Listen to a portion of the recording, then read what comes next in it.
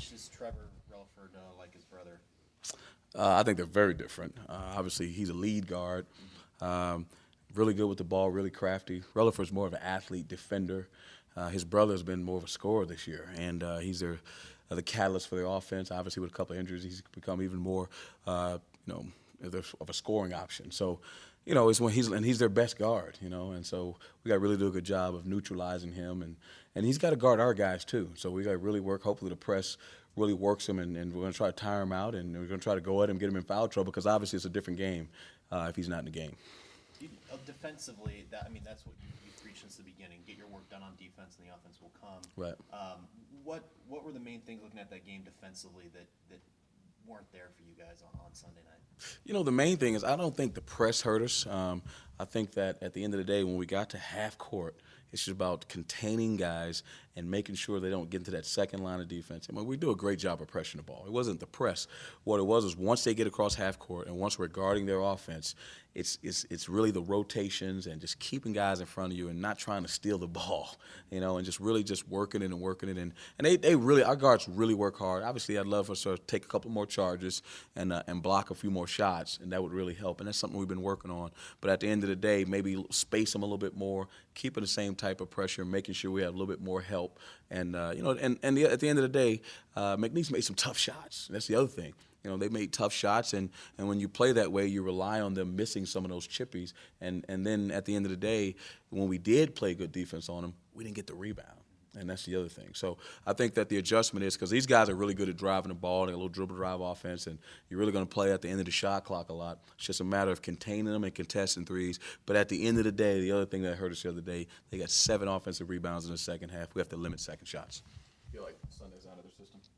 Absolutely, absolutely. And the biggest thing is the albatross of the whole thing is the free throw shooting, which is unacceptable. We have guys who are much better free throw shooters than they've shown.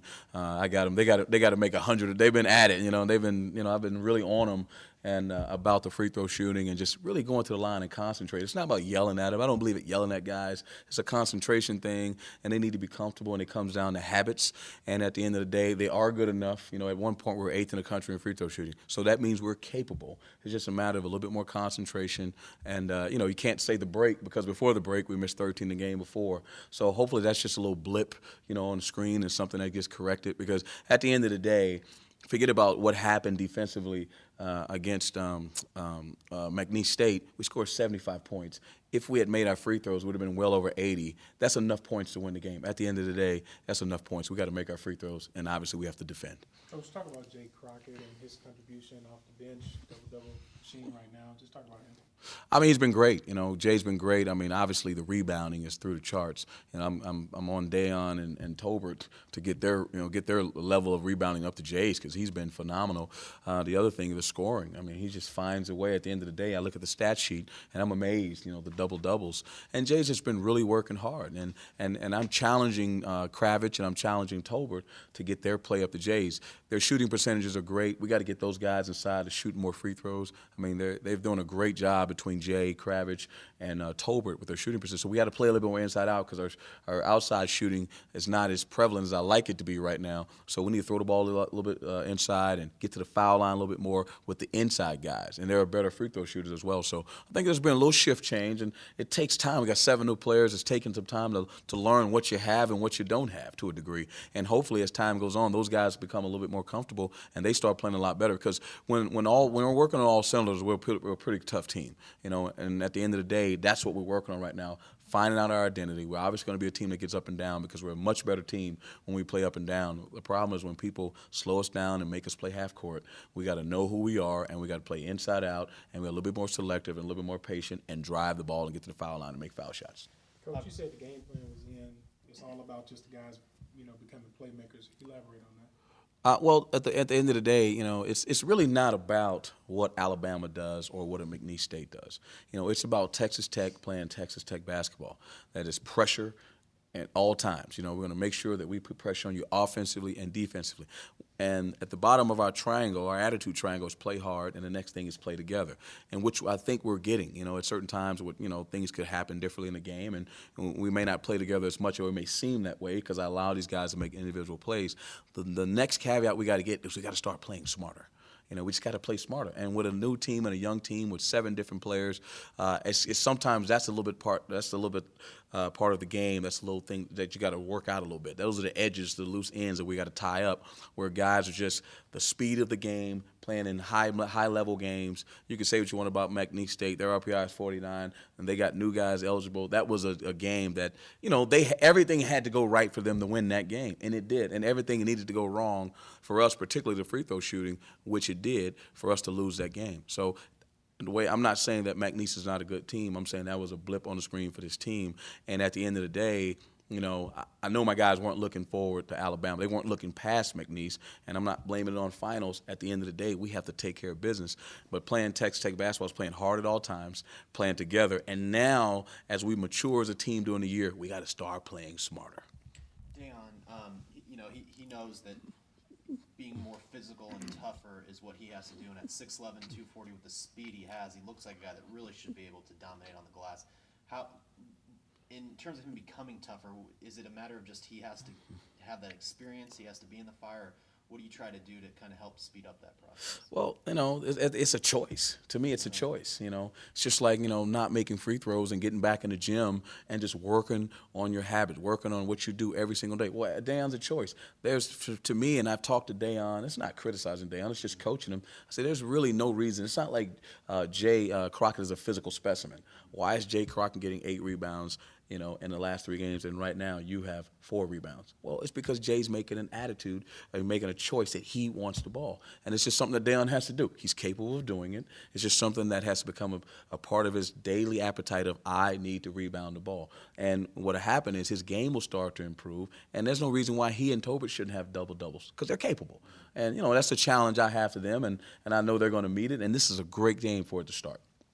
Talk about filling that lower bowl tomorrow. Maybe get a little bit of an advantage for tomorrow. Absolutely. I mean, at the end of the day, it's funny. You talk about college basketball and you look at all the scores, and you see people get upset all the time. And I would consider the last game being an upset because I thought we had the game in hand. I thought we would win that game. And then people, their enthusiasm wanes and all that kind of stuff. At the end of the day, and I've said this when I first got the job, it's not about wins and losses. It's about progress and how the team is playing and the guys that are wearing the jersey. And I'm telling you right now, it's going to be it's going to be a great game tomorrow. It's going to be an SEC team coming in. We got the return of the king coming to sign autographs, and we got to fill that lower bowl, and we're going to come out and we're going to play our tails off. We're going to get up and down that floor, and it's going to be exciting as usual, and we're going to try to close the game tomorrow night. That's our goal. Did you get to talk to Cliff at all?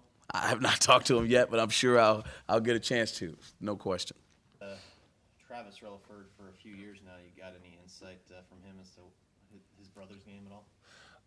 No, actually, I just found out that was his brother. Like, I didn't know at all. But, I mean, if he's anything like his brother, I know he's going to go out there and play hard and give his all. What have you guys seen so far from Alabama? Obviously, a team that's coming in here pretty desperate for a win itself.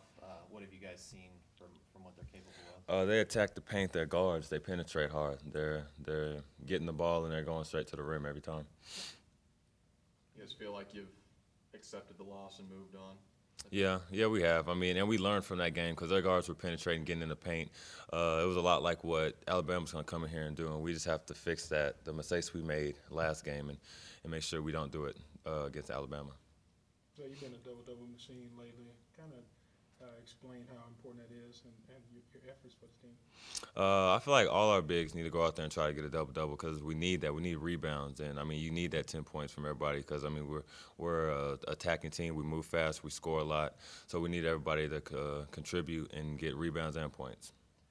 Obviously, the game that Dejan is playing now is sort of completely different from what he played in Canada.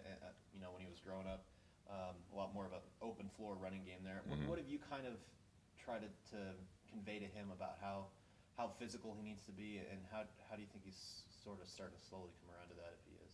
I was just talking to him actually about it, and I was telling him, I mean, you got to use his body, use his size. I mean, go in there and just run hard. You'll just move people out the way because, I mean, he's 6'10", like 230. So I was like, be aggressive, but don't lose your game. Like, still be finesse, be quick because, I mean, he's 6'10". There's not a lot of people his size that can move like that. So I'm like, just keep doing what you do, and, I mean, but still be a little more aggressive. That's it. One of the things Coach talked about that you guys need to work on was your help defense. What have you guys done in practice the last couple of days? worked on help defense. Every time we do shell drill, which is it's like 4-on-4, you're out there just jumping to the midline, over and over. So you just get that in your head to make sure we do it in the game, and we just have no slip-ups. I think all that's worked for you guys. Oh yeah, for sure. It's like today we'll see if it worked better, because I mean yesterday that's all we did for a good hour was just jump to the ball. And we're gonna come out there and put it in today with Alabama stuff. We're gonna work on their things and see how we guard that. Is that the same for free throws as well? Oh yeah, we had to make 50 free throws before we could leave yesterday after film, and we shot free throws after practice. So I mean we've really been focusing on free throws. Jay, you and Jordan are really close, and obviously not a lot of people can imagine what he had gone through about a month or so ago. What have you kind of tried to do for him, or what does the team try to do for him as he kind of gets back and just in the normal swing of things? I mean, I let him know that, I mean, we're here for him, the whole team, and tell him to be strong as possible. Because, I mean, that's hard for anybody to deal with the loss in the family, especially like a father. Like, he's someone he's seen every day. He was here for his games and stuff like that.